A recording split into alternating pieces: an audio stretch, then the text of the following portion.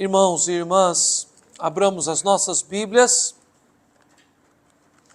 na primeira epístola de João.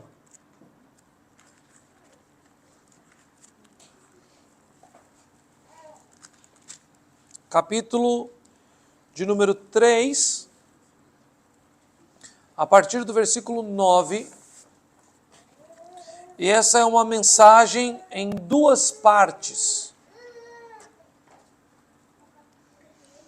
Essa primeira parte está do versículo 9 ao versículo 18 do capítulo 3 da primeira epístola de João.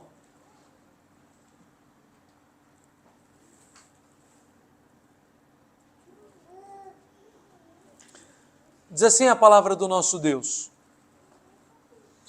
todo aquele que é nascido de Deus não vive na prática de pecado, pois o que permanece nele é a divina semente. Ora, esse não pode viver pecando, porque é nascido de Deus. Nisto são manifestos os filhos de Deus e os filhos do diabo. Todo aquele que não pratica a justiça não procede de Deus, nem aquele que não ama seu irmão. Porque a mensagem que ouvistes desde o princípio é esta, que nos amemos uns aos outros. Não segundo Caim, que era do maligno e assassinou a seu irmão. E por que o assassinou? Porque as suas obras eram más e as de seu irmão justas. Irmãos, não vos maravilheis se o mundo vos odeia. Nós sabemos que já passamos da morte para a vida, porque amamos os irmãos. Aquele que não ama permanece na morte.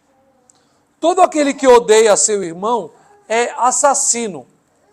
Ora, vós sabeis que todo assassino não tem a vida eterna permanente em si. Nisto conhecemos o amor, que Cristo deu a sua vida por nós, e devemos dar nossa vida pelos irmãos. Ora, aquele que possuir recursos deste mundo e vir a seu irmão padecer necessidade e fechar-lhe o seu coração, como pode permanecer nele o amor de Deus? Filhinhos, não amemos de palavra, nem de língua, mas de fato e de verdade. Oremos mais uma vez. Se conosco, ó Deus, fala aos nossos corações. Te imploramos, Senhor Jesus, em teu santo nome. Amém. Irmãos, nessa noite, continuando a nossa exposição em 1 João, fazendo algo um pouquinho diferente, eu preparei um breve estudo do texto, ou seja, nós vamos olhar detalhes do texto mais de perto, através de uma ótica daquilo que nós chamamos de teologia bíblica. Dois significados bem claros para entendermos o que é teologia bíblica. Há uma cadeira, uma matéria teológica que chamamos de teologia bíblica. E o que ela propõe é ensinar os grandes temas das Escrituras através do ensino cronológico do texto revelado. Então, lendo de Gênesis a Apocalipse, pausadamente, detalhadamente, vamos vendo o que cada livro ensina a respeito da revelação de Deus e como esses temas que cada livro vai trazendo se conectam. Então nós fazemos teologia bíblica de um texto, vendo as ideias expressas no texto e como elas se conectam em uma grande mensagem. Nós fazemos a teologia bíblica de um livro, vendo como em diversos livros bíblicos nós temos histórias diferentes, temas diferentes, e como eles se conectam fazendo uma grande mensagem daquele livro. E nós percebemos então como os vários livros da Bíblia também se conectam em uma só narrativa histórica, em uma só grande história da revelação, e como nós aprendemos sobre teologia, sobre Deus, sobre a revelação, sobre o plano eterno de Deus através dessas várias histórias. Diferentemente disso, a teologia sistemática é uma outra grande cadeira da teologia que extrai os grandes temas e expõe também biblicamente, mas pelos grandes temas. Então, ao invés de você esperar ler a carta de Paulo aos Romanos e trabalhar muito justificação, a teologia sistemática vai dizer justificação e vai começar a trabalhar as várias ênfases da justificação pela fé através de todas as escrituras. A teologia bíblica vai livro a livro, a teologia sistemática vai, como diz, sistemática, tema a tema. Basicamente isso. Mas, ao mesmo tempo, teologia bíblica é uma ferramenta teológica que nos faz entender os grandes temas das Escrituras através de textos variados nas Escrituras. E como a Bíblia cita a si mesma o tempo todo. Como, por exemplo, na manhã desse dia, eu afirmei para vocês, através do texto de Efésios capítulo 6, que por muitos anos eu preguei equivocadamente, usando o que tinha aprendido de professores e de comentários bíblicos, que o apóstolo Paulo está citando as várias peças da armadura de Deus, como que olhando para um centurião romano, porque aí o seu leitor poderia identificar facilmente isso, né? E aí, estudando mais a Bíblia, né? O que deveria ter feito já há muito tempo, encontrei em Isaías 59 as mesmas expressões que o apóstolo Paulo usa sobre a armadura e como nós somos revestidos por Deus. Em Efésios ele diz revestivos, e em Isaías ele diz que Deus nos reveste, ele dá a ação para as pessoas diferentes e usa as mesmas ideias da couraça da justiça, do capacete da salvação. Então vê-se aquilo que nós afirmamos muito em teologia bíblica, que toda a exposição paulina, ela é na verdade um ensino do Antigo Testamento aplicado à Igreja de Cristo.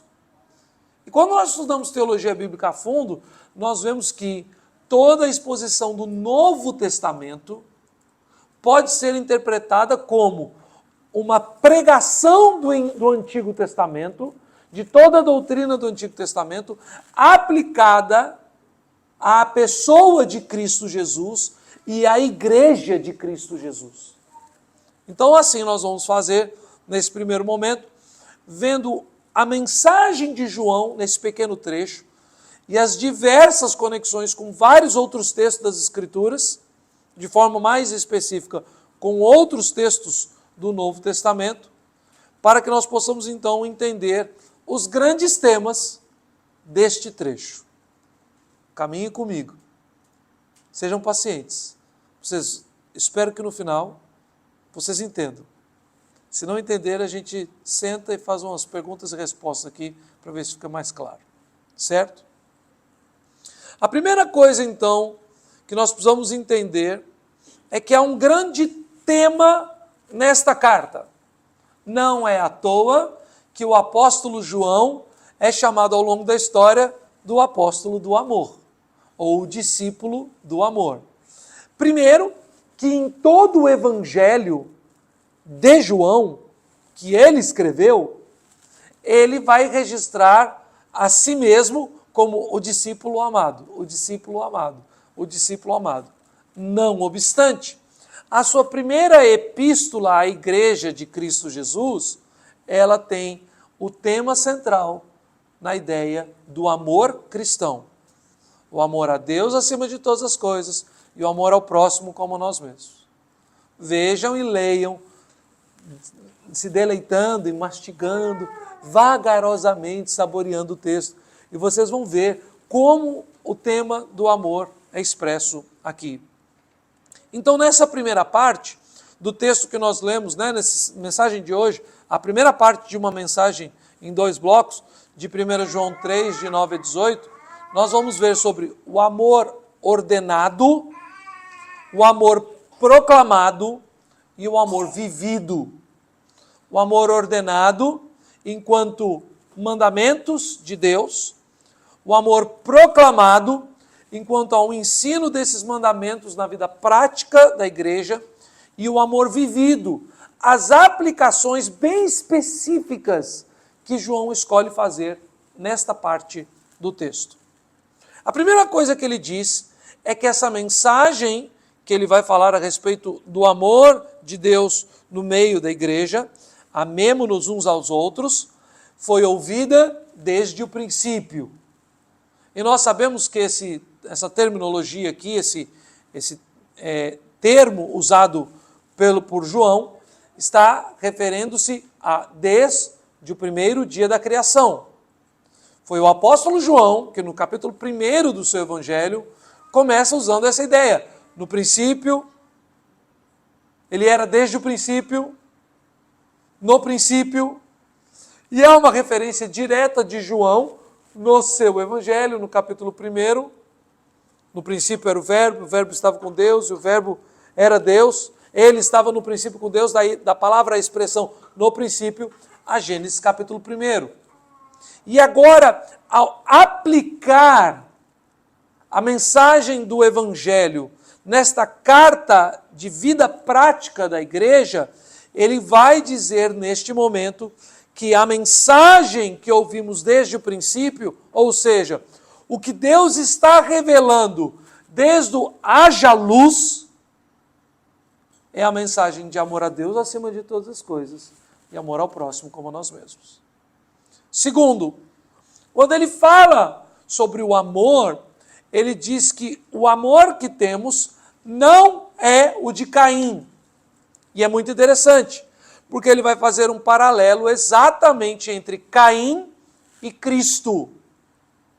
O amor que nós temos e o amor que manifestamos, o amor que os crentes em Cristo conhecem como o amor revelado desde o princípio, não é o amor do mundo. O amor pregado, proclamado, anunciado e vivido também pode ser muitas vezes ordenado, proclamado e vivido no mundo. Mas o amor ordenado, proclamado e vivido no mundo em que vivemos, por mais que ele possa tomar as capas de revistas, ele, na verdade, não tem nada a ver com o amor de Deus. O amor que nós vivemos não é o amor de Caim.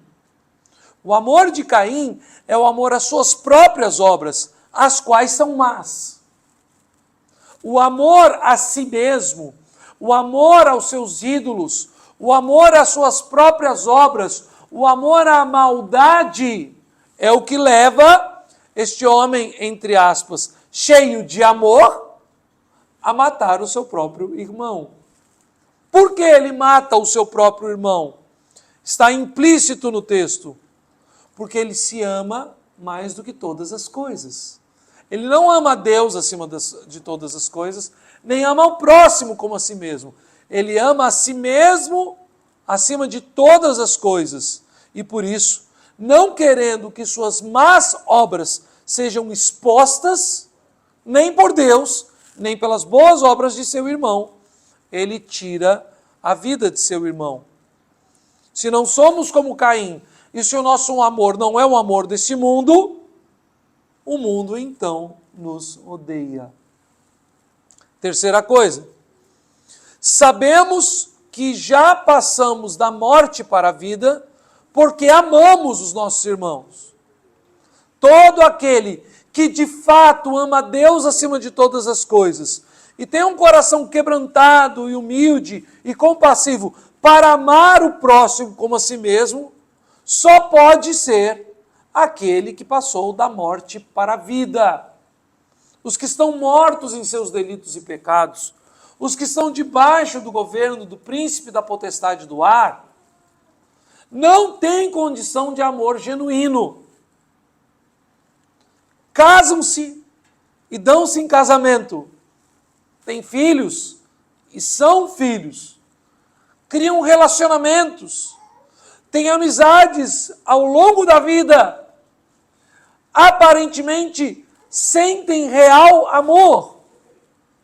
Sofrem no sofrimento dos entes queridos. Sentem saudade apaixonam-se, dedicam um amor leal e real a seus filhos. Mas a raiz de todo o seu amor é o amor de Caim. E no momento em que forem provados por Deus ou tentados pelo inimigo maldito de nossas almas, revelarão o que é de fato o seu amor. Nós não. Só podemos amar porque Cristo se entregou em nosso favor. E assim já passamos da morte para a vida. Agora, quem não ama, permanece na morte. Quem não consegue abrir mão de suas riquezas, de seus projetos, de seus sonhos, da sua vaidade, da sua autocelebração, é porque esta pessoa continua na morte. E como já citado, Efésios 2, dos versículos 1 a 3, afirmam que aqueles que estão mortos em seus delitos e pecados vivem de acordo com a vontade da carne e com a vontade daquele que domina este mundo, Satanás, o príncipe da potestade do ar. Aquele, então, que permanece na morte, ele é naturalmente odioso, visto que nós só amamos porque estamos na vida, mas o que não ama está na morte, e ele odeia a seu irmão. E todo aquele que odeia seu irmão é assassino. Mateus capítulo 5, versículos 21 e 22, nos dizem isso. Ouvistes o que foi dito, não matarás. Eu, porém, vos digo que aquele que odeia o seu irmão já é assassino. Veja, Mateus ainda fala de uma forma mais ampla e nós vamos chegar nesse texto muito em breve. Mas nós, os que estamos em vida, amamos porque somos alvo da perfeita manifestação do amor de Deus. O que se chama cristão, ele é vivo, mas não só isso, a vida eterna que um cristão professa ter recebido e que é a garantia e a esperança da sua conduta e fé, ela é o resultado da perfeita revelação do amor de Deus. João afirma, Cristo deu a vida por nós. E não só, isso nos remete ao capítulo 3, versículo 16 do Evangelho de João, porque Deus amou ao mundo de tal maneira que deu seu Filho unigênito para que todo aquele que nele crê não pereça, mas também nos faz lembrar quando o próprio apóstolo Paulo fala a respeito desse amor, no capítulo 5 da carta aos Romanos, a partir do versículo 8, quando fala que o amor de Deus é tamanho que ele entregou o seu Filho para morrer, sendo nós ainda pecadores. O perfeito amor de Deus, revelado em Cristo Jesus, é o amor de um Deus que entrega seu Filho para morrer em favor de pecadores. Em último lugar, ele nos chama a evidenciar o amor de Cristo em nossas vidas e a vida eterna que já recebemos de uma forma muito clara, através de uma caridade fraternal. Amar de fato e de verdade. E nós somos confrontados pela citação do apóstolo Paulo, quando ele, na carta aos Romanos, no capítulo 12, versículo 20, citando o livro dos Provérbios, Provérbios 25, versículos 21 e 22, diz que se teu inimigo tiver fome, dá-lhe de comer. Se tiver sede, dá-lhe de beber. E fazendo isso, amontoará sobre a sua cabeça brasas vivas. Ou seja, o amor e a caridade cristã real é sobre todos aqueles que estão em necessidade, os amigos e os inimigos. Meus irmãos, foi assim que eu consegui tentar decifrar um pouco nesses 7 pontos, a primeira parte deste texto. Porque o texto, na verdade, ele é mais completo. Ele vai do versículo 9 até o versículo de número 24. No capítulo 4, dos versículos 1 a 6, ele para. E os versículos 7 a 21 do capítulo 4 são o complemento daquilo que começamos em 3, 9. E aqui então passo a expor à igreja a grande expressão do amor ordenado, proclamado e vivido da mensagem que temos diante de nós nessa noite. Em primeiro lugar, viver em retidão é viver em amor. Do versículo 9 ao versículo 11. Todo aquele que é nascido de Deus não vive na prática de pecado, pois o que permanece nele é a divina semente. Ora, esse não pode viver pecando, porque é nascido de Deus. Nisto são manifestos os filhos de Deus e os filhos do diabo. Todo aquele que não pratica a justiça não procede de Deus, nem aquele que não ama seu irmão. Porque a mensagem que ouvistes desde o princípio é esta, que nos amemos uns aos outros. Aqui há a primeira ideia. Viver em retidão, viver em justiça, é viver em amor.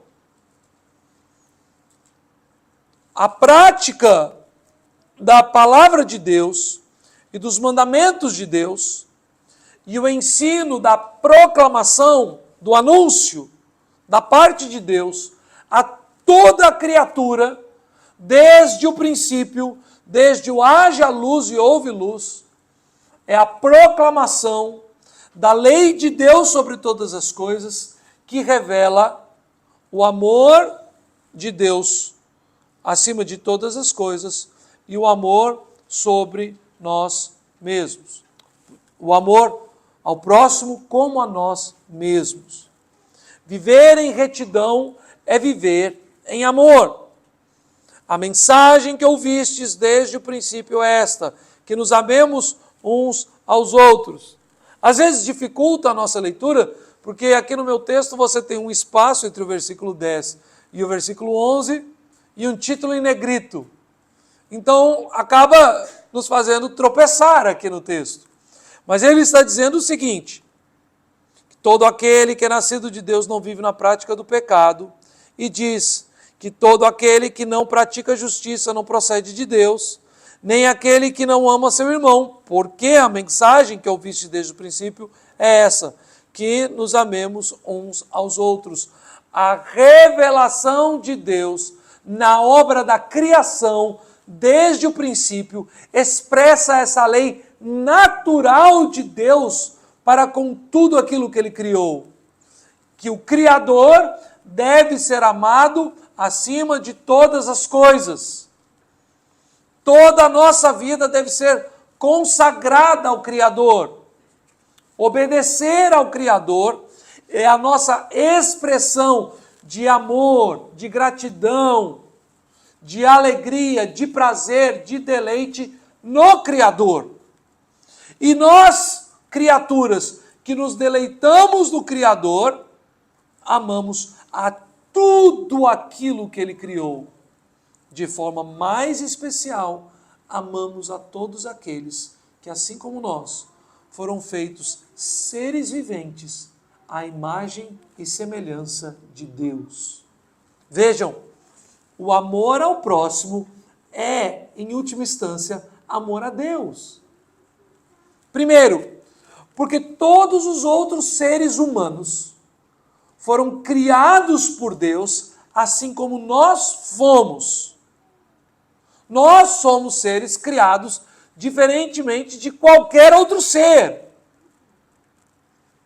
Nós não somos, e eu disse isso no último domingo, animais racionais. Nós somos imagem e semelhança de Deus. Muito menos somos plantas, minerais. Nós nos alimentamos de animais, nós nos alimentamos de plantas e nós usamos os minerais, nós dominamos sobre a terra.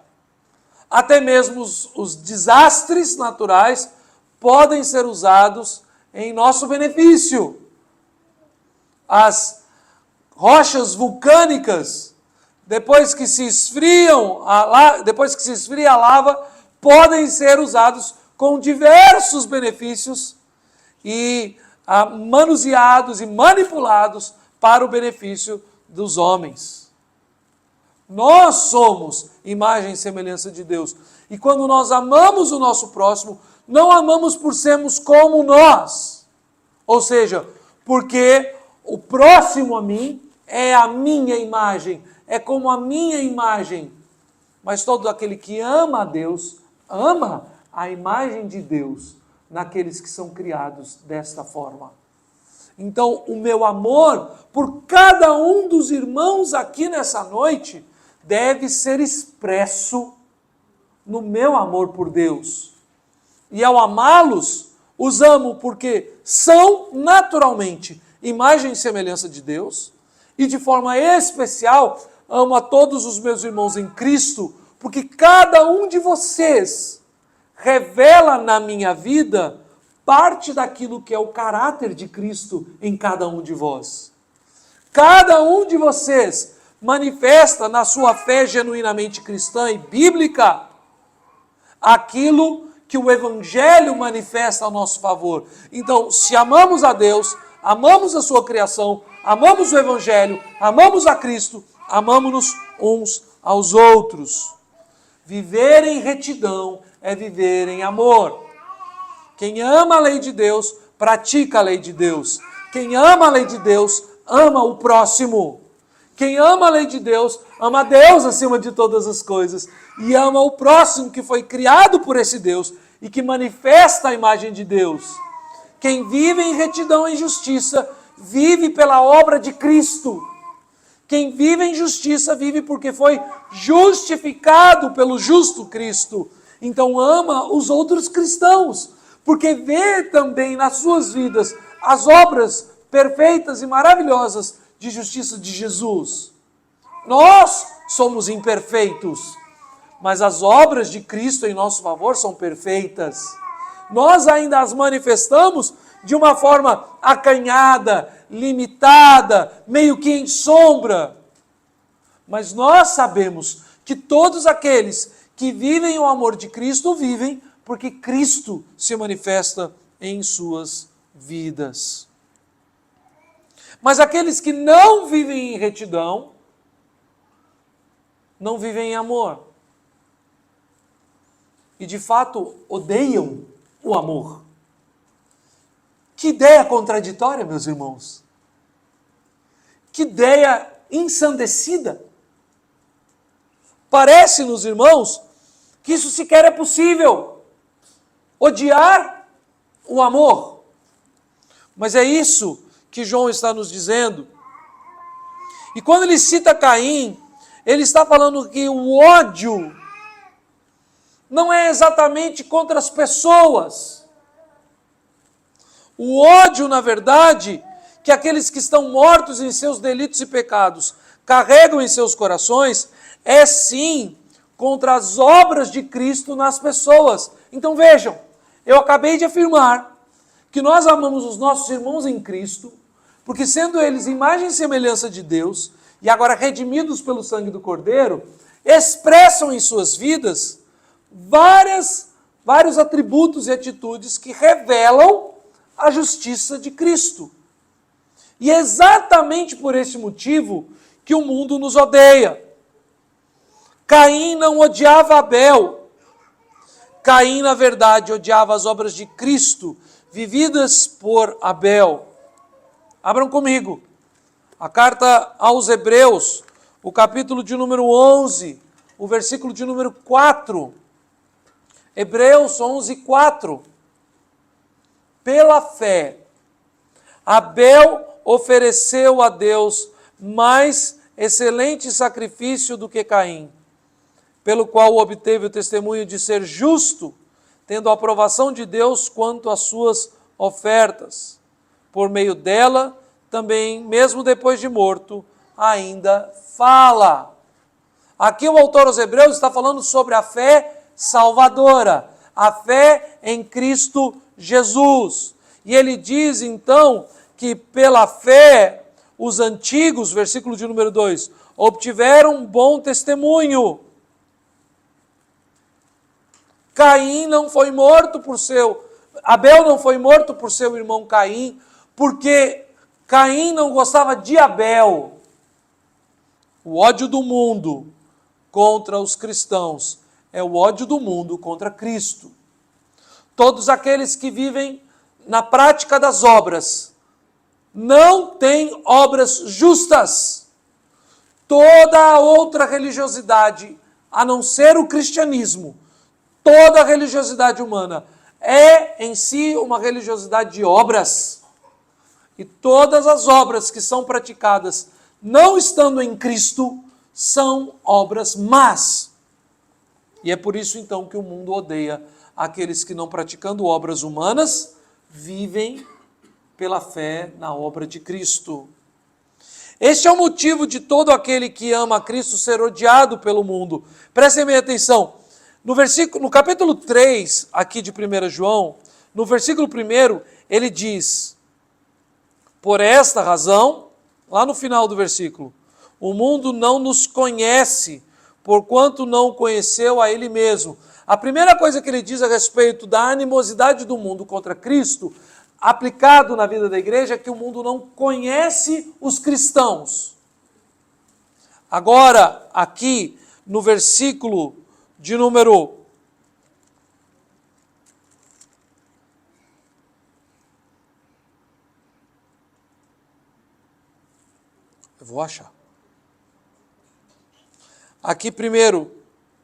número 13, ele muda o tom e agrava o problema, dizendo: irmãos, não vos maravilheis se o mundo vos odeia. Primeiro ele diz que o mundo não nos conhece, e essa é uma expressão de rejeição. Não conhecer é não nos reconhecer, não aceitar aquilo que somos e aquilo que cremos, professando a nossa fé. O mundo nos ignora. Essa é uma ideia de rejeição. Mas agora ele aumenta o tom, piorando a situação, dizendo que, como Caim fez com seu irmão, o mundo nos odeia. Aqueles que amam são odiados. O ódio ao amor. E nós sabemos muito bem que aqueles que proclamam o amor do mundo, na verdade, estão proclamando o ódio contra o amor de Deus. Deus, então, na resposta, afirma que a resposta de João ao ódio do mundo contra Cristo e seus servos é o próprio ódio de Deus contra aqueles que vivem na prática da injustiça. Ele vai dizer então: nós sabemos que já passamos da morte para a vida, porque amamos os irmãos, e aquele que não ama permanece na morte. Aí ele diz: todo aquele que odeia seu irmão é assassino. Ou seja, o mundo nos odeia. E os que estão na morte odeiam a seus próprios irmãos. Se um irmão numa família professa a fé em Cristo e declara o amor a Cristo, ele passa a ser odiado por sua família que odeia Cristo. Se alguém na sua sociedade, na sua nação, é protegido pelas leis, mas passando a professar a fé em Cristo, se torna uma pessoa totalmente segregada e é usurpado de todos os seus direitos nacionais, e a lei do seu país, que lhe defendia de todas as coisas, agora, sendo convertido em Cristo, lhe vai contra essa própria pessoa. Deus odeia essas pessoas. Prestem bem atenção. Sim, o mundo odeia os cristãos, mas aquele que odeia o seu irmão é assassino, e Deus tem ódio consumado contra os assassinos. Mateus, capítulo de número 5, que eu já citei anteriormente, vamos ver o que o texto nos diz. 2 textos. Mateus, capítulo 5, a partir do versículo de número 21. Ouvistes o que foi dito aos antigos, não matarás. E quem matar estará sujeito ao julgamento. Eu, porém, vos digo que todo aquele que sem motivo se irá contra seu irmão estará sujeito a julgamento. E quem proferir um insulto a seu irmão estará sujeito a julgamento do tribunal. E quem lhe chamar tolo estará sujeito ao inferno de fogo. Agora, o texto de Apocalipse, capítulo 21, versículo de número 8.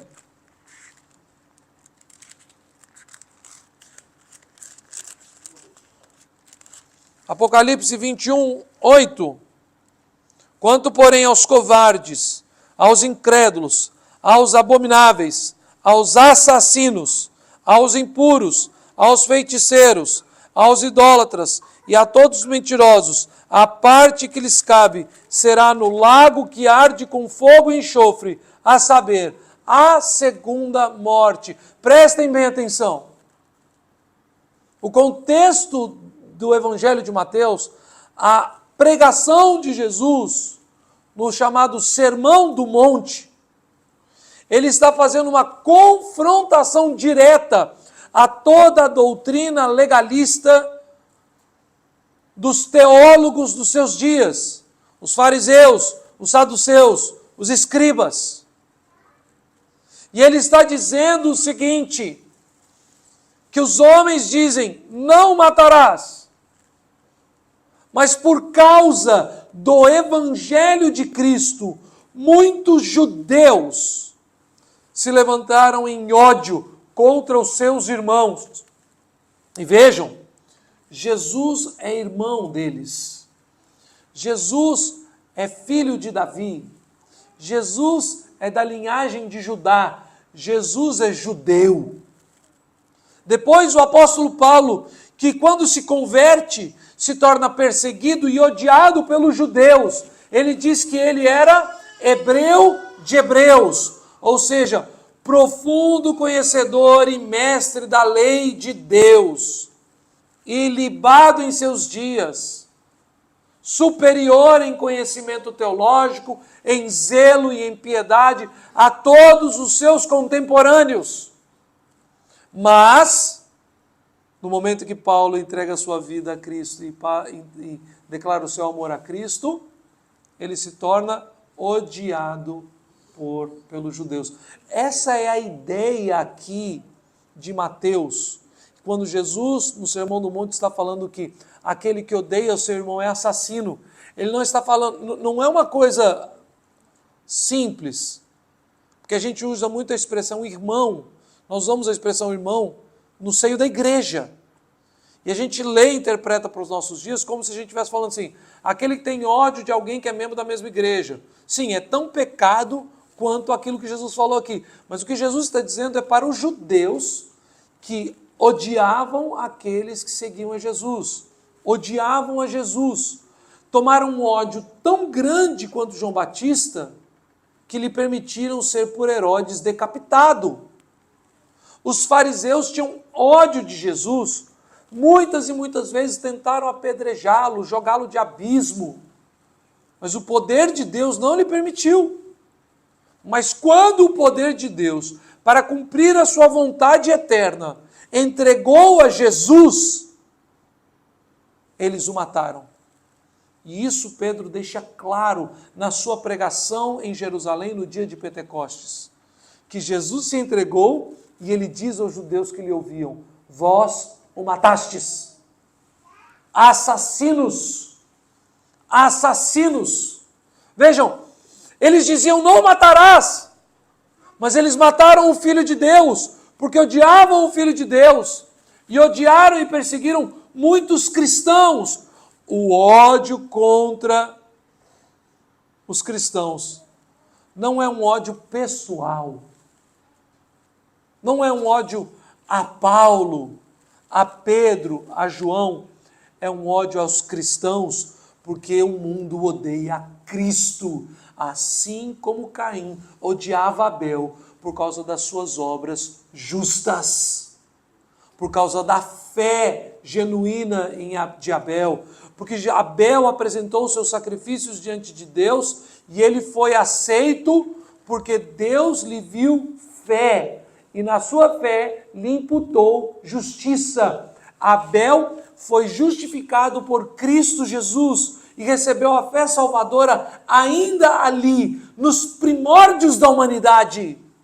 Esta é a mensagem que ouvistes desde o princípio.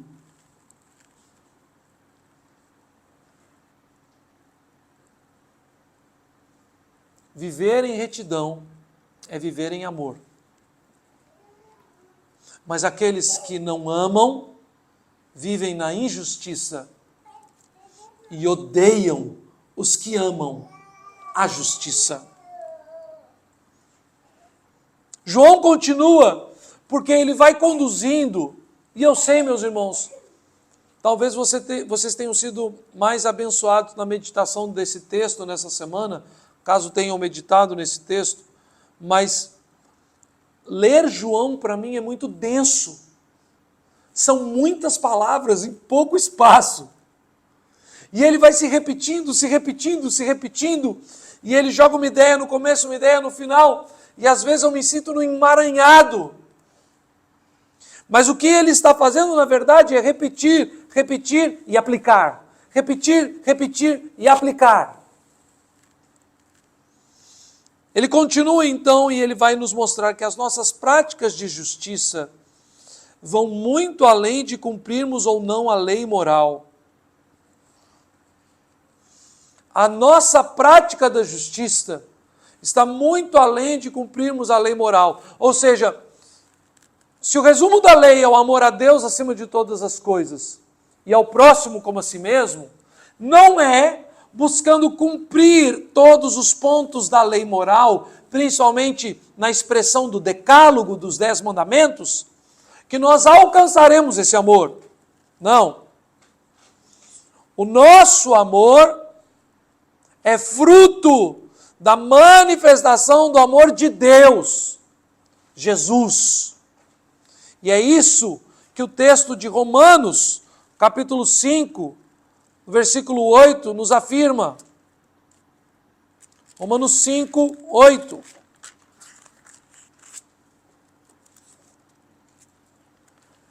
Mas Deus prova o seu próprio amor para conosco, pelo fato de ter Cristo morrido por nós, sendo nós ainda pecadores. Viver em retidão é viver em amor. O mundo odeia o amor de Cristo em nós, mas a nossa retidão não procede de qualquer outro lugar, senão da expressão exata do amor de Deus em Cristo Jesus. Não temos como continuar vivendo na injustiça. É impossível. É impossível um cristão viver em plenitude de alegria, satisfação e paz com Deus, escolhendo viver continuamente na prática do pecado.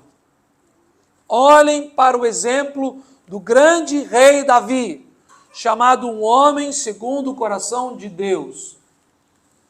E este homem era um homem muitíssimo pecador. Graves e terríveis pecados na vida de Davi. Mas todas as vezes que o Senhor lhe punha a mão, enviando os seus servos profetas a falarem a Davi, afligindo-o com guerras, perseguições, divisão da família, este homem que nos relata as Escrituras cometeu tão graves pecados, se quebrantava, se humilhava e se arrependia. E os salmos são prova disso, da humilhação, do arrependimento e do deleite do rei Davi na salvação do Senhor. Ou seja, meus irmãos, não é que devamos viver uma vida legalista, nem mesmo escolher uma rota contrária ao legalismo como de libertinagem. Vamos caminhar nesta vida sabendo que a nossa justiça, a nossa lei, o nosso zelo, a nossa piedade não virá das nossas mãos, mas sim da perfeita expressão do amor de Deus em Cristo Jesus. Nós cairemos em pecado e Cristo nos levantará. Nós incorreremos em erros e injustiças e o amor de Cristo nos quebrantará. Nós podemos muitas vezes ferir e ofender os nossos irmãos em Cristo. Agora, não mais no contexto de Mateus capítulo 5, que era sobre uma confrontação de Jesus com os judeus, com os fariseus, com os irmãos da igreja. Nós nos sentiremos feridos e nós muitas vezes seremos aqueles que vão ferir. Mas a nossa justiça provém da expressão do amor de Deus através de Cristo Jesus, crucificado em nosso lugar. E a cruz de Cristo nos levará ao arrependimento. A cruz de Cristo nos levará ao perdão. A cruz de Cristo nos levará ao quebrantamento, à confissão particular e pública dos nossos pecados. A lei de Deus, diferente da lei dos homens, ela é uma lei espiritual. E ela nos faz justos e nos justifica em Cristo, à medida também que ela esquadrinha os nossos corações. A lei de Deus é uma lei viva, e ela nos move por Cristo a Cristo. O amor ao próximo, então, é uma manifestação genuína de um coração moldado pela justiça de Cristo. Diz o apóstolo João, não amemos de palavra, aqui ele diz nem de língua, em outros textos e outras versões ele fala nem de boca para fora, mas amemos de fato e de verdade. João, então, pega todas essas realidades a respeito da prática da justiça e da retidão em amor, de como o mundo se opõe a essa prática e de que a nossa justiça de fato está na expressão do Evangelho na cruz do Calvário, e agora faz uma aplicação que eu confesso, me surpreende. Que João faz uma aplicação material muito clara. Ele diz, devemos dar a vida pelos irmãos. Prestem atenção. Versículo 16. Nisso conhecemos o amor, que Cristo deu sua vida por nós. E devemos dar nossa vida pelos irmãos. Aí ele aplica. Ora, aquele que possui recursos deste mundo e vir a seu irmão padecer necessidade e fechar-lhe o seu coração, como pode permanecer nele o amor de Deus? Eu poderia elocubrar com vocês, mas eu não quero fazer isso porque, meditando bastante nessa parte, eu entendi que eu poderia ferir o texto e ser infiel ao que ele diz.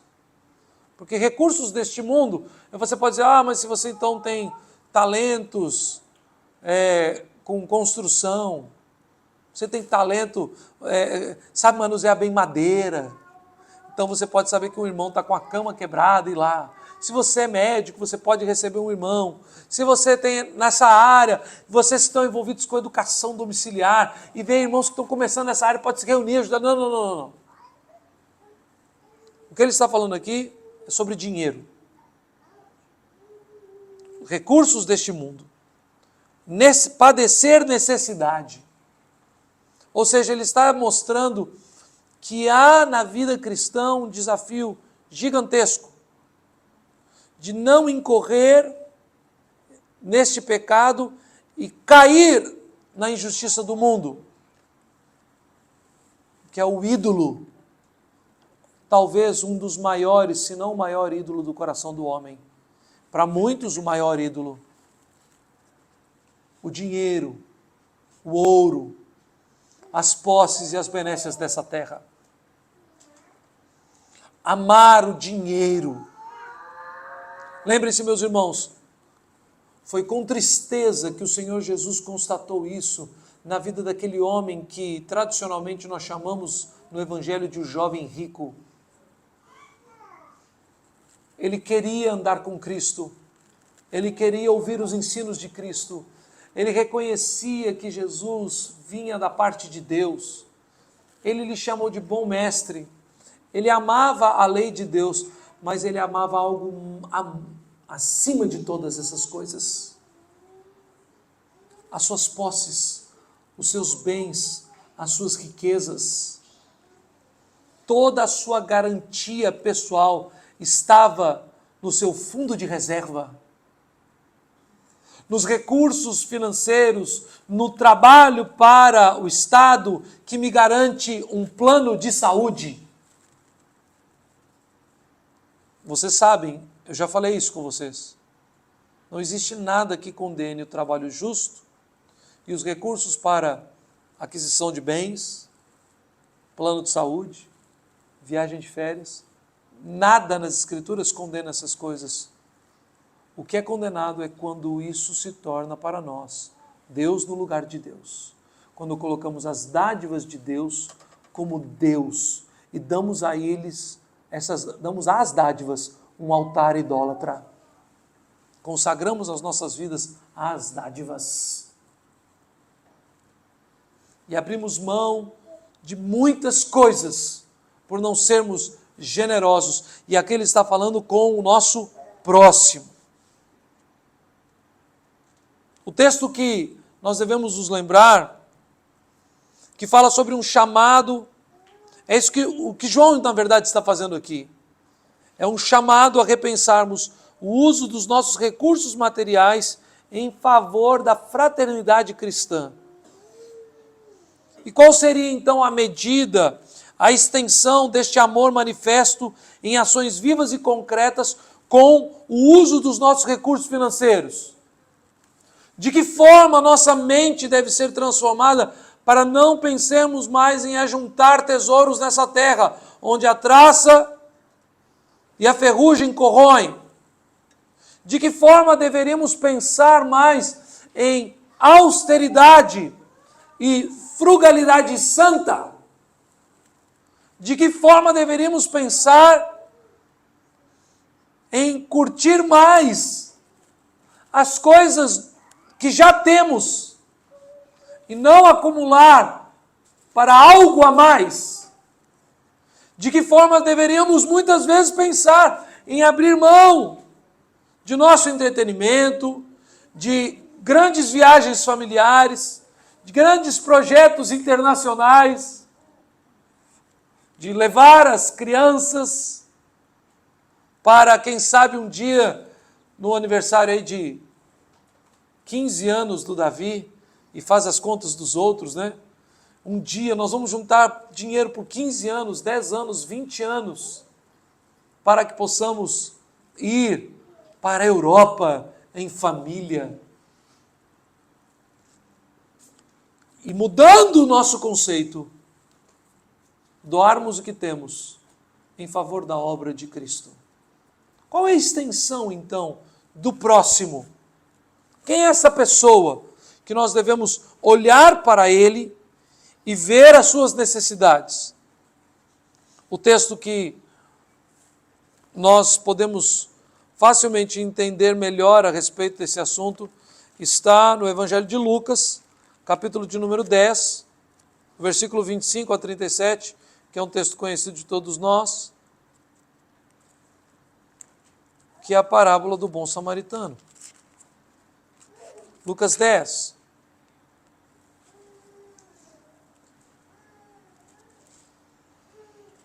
Resumindo a parábola do bom samaritano, nós temos primeiro a pergunta a Cristo que o leva a contar a parábola. Versículo 25. Eis que certo homem, intérprete da lei, se levantou com o intuito de pôr Jesus à prova e disse-lhe: Mestre, que farei para herdar a vida eterna? Então Jesus lhe perguntou: que está escrito na lei? Como interpretas?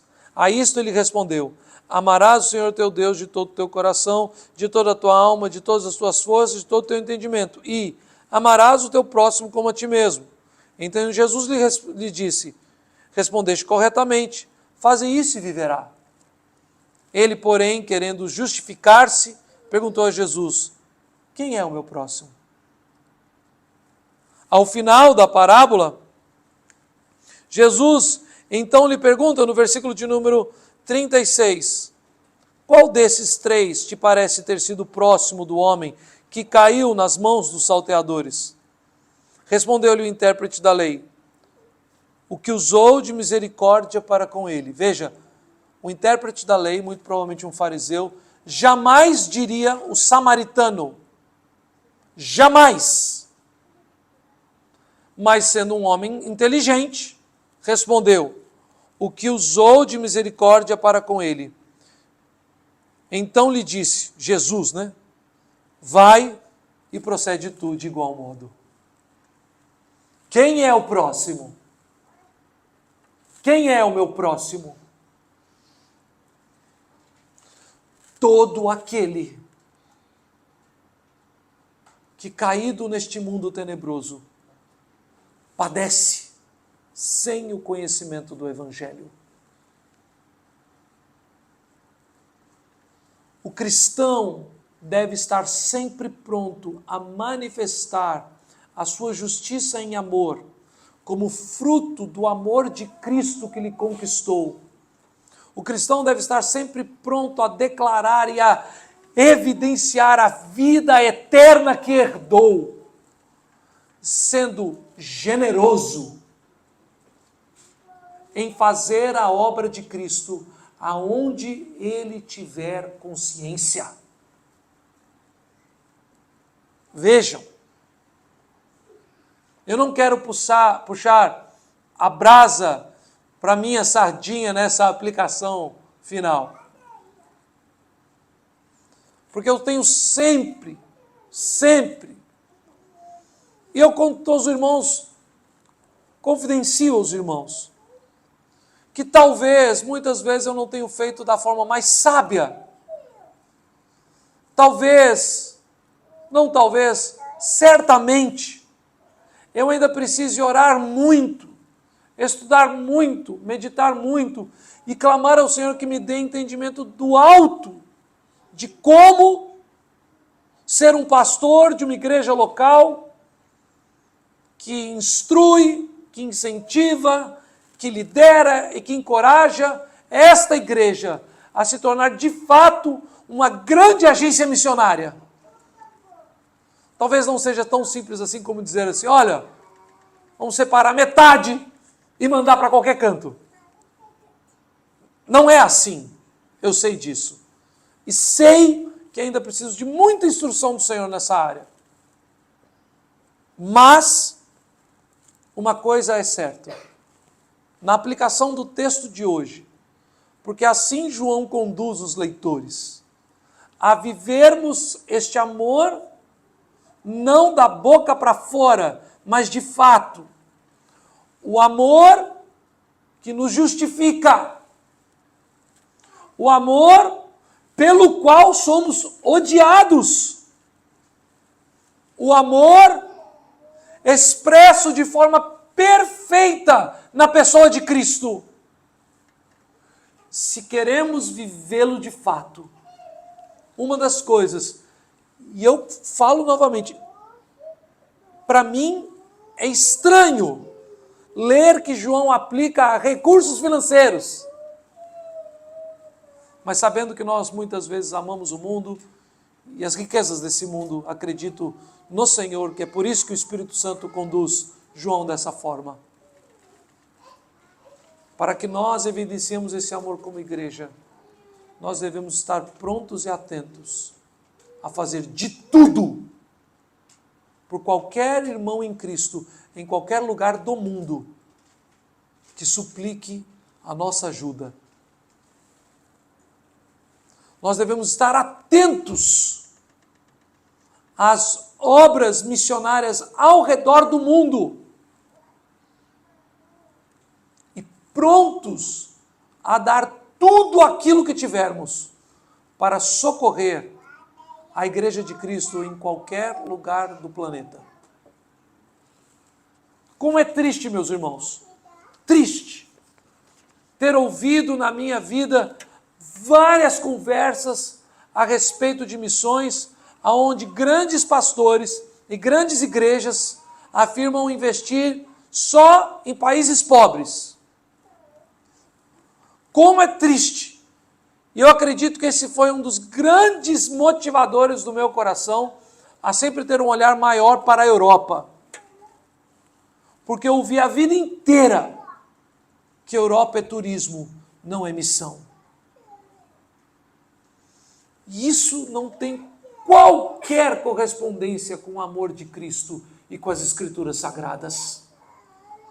É como se eu estivesse pronto a amar os angolanos, os de Moçambique, Guiné-Bissau, Cabo Verde. Se chega na África do Sul, já é um país um pouco mais desenvolvido, eu já começo a falar assim, não, calma, o meu dinheiro não vai ali. Quando eu escuto juntas missionárias, igrejas grandes, pastores falando de púlpito, que não investem recurso em lugares como a Europa, como o Canadá, como a Inglaterra, porque são países ricos financeiramente. Isso me fala muito a respeito do coração daquele grupo, daquela igreja, porque eles estão pensando em riqueza financeira, por mais que sejam regiões onde o evangelho foi devastado. E eles não estão prontos a olhar para o seu próximo, que tanto necessita investir os seus recursos. Meus irmãos, é vexatório. Humanamente falando, é contraproducente. Nenhum economista vai te encorajar a isso. A viver uma vida sustentada em reais, com os custos em libra, em euros. Um pastor, para manter uma família como a minha de 4 filhos na Europa, precisa de no mínimo 25 a 30 mil reais mês. Na Inglaterra, há uma igreja presbiteriana que há muitos anos não consegue manter um pastor. 30 irmãos em Cristo. Que igreja zelosa, que doutrina preciosa.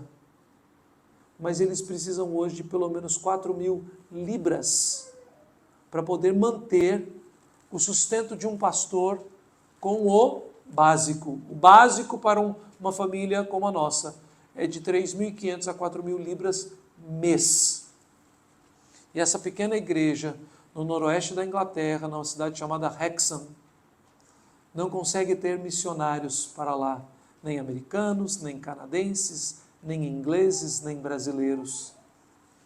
E se um brasileiro quisesse ir para lá, sustentado pela igreja brasileira, seria uma coisa assim inimaginável. Porque existem 2 ou 3 denominações presbiterianas, existe um grande movimento evangélico na Inglaterra, mas o movimento evangélico na Inglaterra, que para nós aparentemente é grande, sequer consegue manter o trabalho da Inglaterra. O país de Gales, por exemplo, onde o grande pregador Stuart Olliott, que nós amamos ouvi-lo, e ele diz, alguns anos atrás ele veio ao Brasil e ele disse assim, chegou no país de Gales, o primeiro missionário brasileiro. Aí ele disse assim, na minha denominação hoje, precisamos de pelo menos 100 mais. Quando nós falamos sobre Portugal, a igreja de Portugal tem um desafio de dobrar de tamanho, não estou falando da igreja presbiteriana, a igreja evangélica portuguesa precisa dobrar de tamanho em 10 anos para se tornar minimamente relevante. E a palavra relevante não tem nada a ver com essa ideia de evangelicalismo progressista. Ele está falando para que possamos ter pelo menos uma igreja evangélica nas principais cidades. Para que possamos pelo menos alcançar diversas cidades e vilarejos que não tem uma igreja evangélica ali. A igreja reformada da Romênia, que há 30 anos trabalha naquele país e hoje tem 8 ministros, depois de 30 anos. Os seminários presbiterianos, por baixo, no Brasil, por baixo, formam de 80 a 100 novos pastores por ano. Por ano. E os nossos irmãos presbiterianos ali de Hexham estão há anos. Anos. A maior luta que enfrentam os nossos irmãos presbiterianos na República Tcheca, manter 2 igrejas e plantar uma terceira, com só um pastor e 2 presbíteros, e eles precisam desesperadamente de um novo pastor para a igreja de fala inglesa da cidade de Praga. A necessidade da igreja de Cristo é alarmante. E a igreja brasileira, muitas vezes, é uma igreja grande, pesada e acomodada.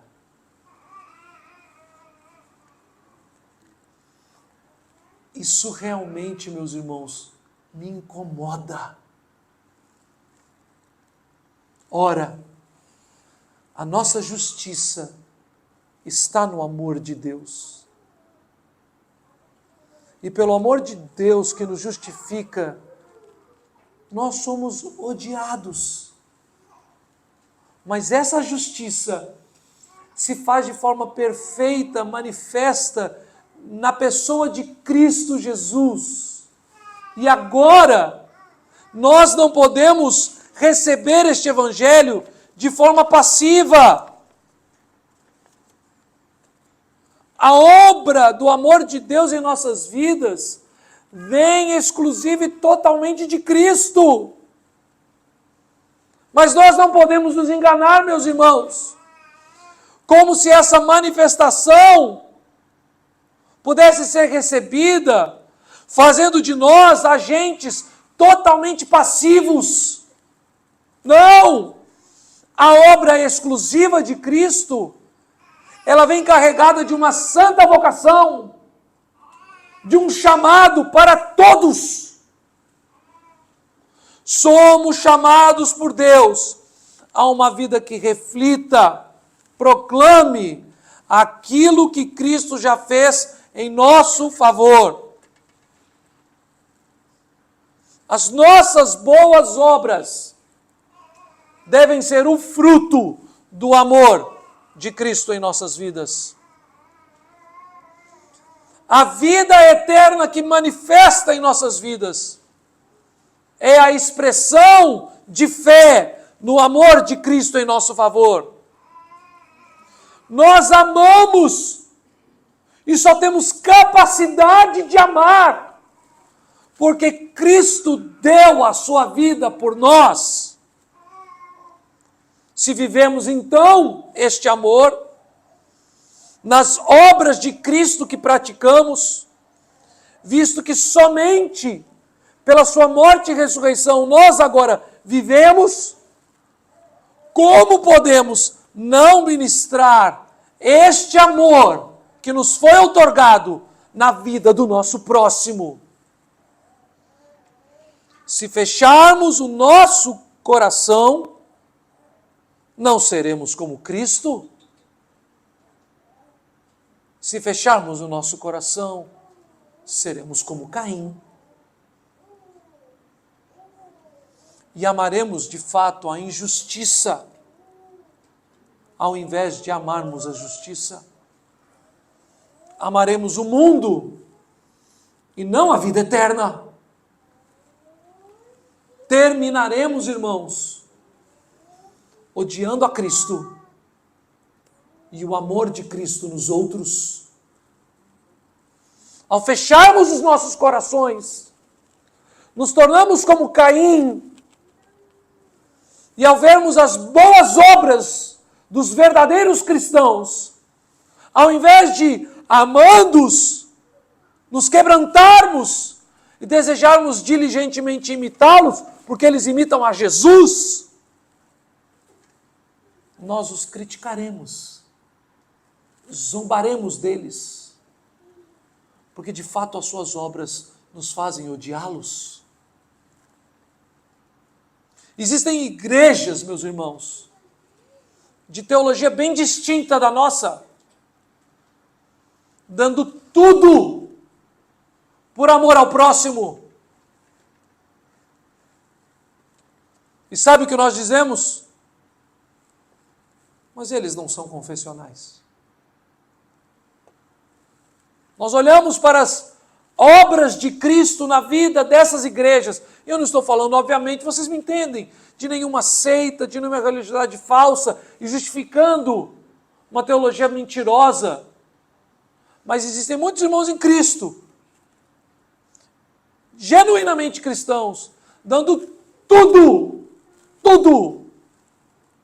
E nós olhamos para eles e muitas vezes dizemos, mas não são calvinistas, não são reformados. Cuidado, não fechemos o nosso coração. O Senhor nos chama a servi-lo em amor, olhando para aqueles que estão necessitados e abrindo o nosso coração. Meus irmãos, se nós não temos tido esta atitude, cabe-nos nos prostrar de joelhos e clamar: Senhor, vem, abre o nosso coração. Sim, Senhor, nós não temos justiça em nós mesmos, mas fomos justificados pelo Teu amor.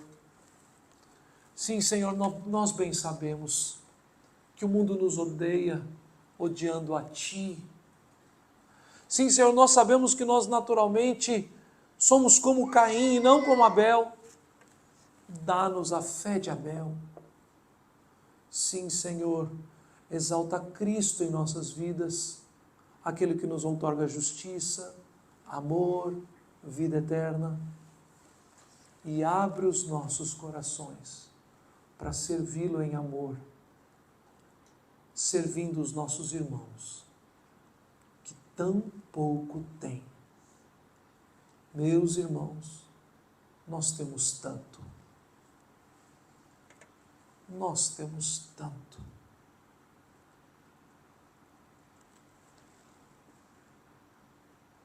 Esta igreja aqui, em qualquer contexto da Europa, seria talvez uma das maiores igrejas presbiterianas da Europa. Como é difícil encontrar homens para o oficialato em Portugal. Nem todas as igrejas presbiterianas de Portugal têm presbíteros. E talvez, se não todas, quase todas, estão com as portas fechadas na noite desse dia. A última vez que eu estive em Portugal, eu preguei numa igreja em um bairro em Lisboa chamado Carnaxide. Esta igreja tem 2 membros. Além do pastor e de sua esposa, 2 pessoas. E no dia que eu preguei lá, o pastor todo sorridente, um pastor muito querido, o pastor Paulo Jorge, chegou para mim e falou assim: olha, é um grande milagre de Deus. Deus está te abençoando. Hoje nós tivemos 5 visitantes. sendo 3 portugueses, e português não entra na igreja, muito menos igreja evangélica. É uma raridade. Meus irmãos, eu não posso ser mais o que sou, estabanado. Preciso de sabedoria do alto. Precisamos da instrução da parte do Senhor. Mas antes de mais nada, precisamos entregar os nossos corações, para que onde quer que o Senhor nos envie, nós estejamos prontos a manifestar o nosso amor, dando tudo aquilo que Ele tem nos dado. Que o Senhor nos abençoe na noite desse dia, e que o Senhor, para a glória do Seu nome, nos molde, assim como a Sua santa palavra nos orienta, aqui em 1 João. Deus nos abençoe.